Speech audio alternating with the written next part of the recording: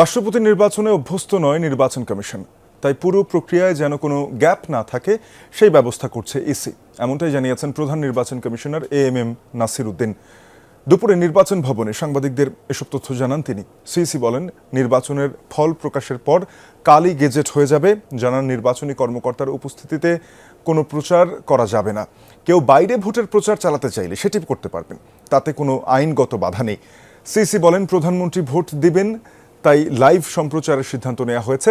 বাকি সময় সম্প্রচার বন্ধ থাকবে, তবে ভোট গণনার সময় লাইভ হবে। নির্বাচনে কতগুলো ব্যালট ব্যবহৃত হয়েছে বা নষ্ট হয়েছে এসব সংখ্যার ব্যাপারে নির্বাচনী কর্তারা জানাবেন। তার প্রত্যাশা, ঐতিহাসিক একটি নির্বাচন হবে, প্রস্তুতিতে কোনো ঘাটতি নেই। ইসির কিছু সহায়ক কর্মকর্তাও থাকবেন। এছাড়া সংসদ সচিবালয় থেকেও সহায়তা নেওয়া হবে বলে জানান সিইসি। ইনস্টিটিউশনাল মেমোরি এখানে একটু শর্ট আছে, কারণ আমাদের লোকজনও অভ্যস্ত না, তো রাষ্ট্রপতি নির্বাচন করেও অভ্যস্ত না। সংসদ সচিবালয় যেখানে ডিপলি ইনভলভ থাকেন, ওনারাও এই ধরনের কার্যক্রম করে অভ্যস্ত না।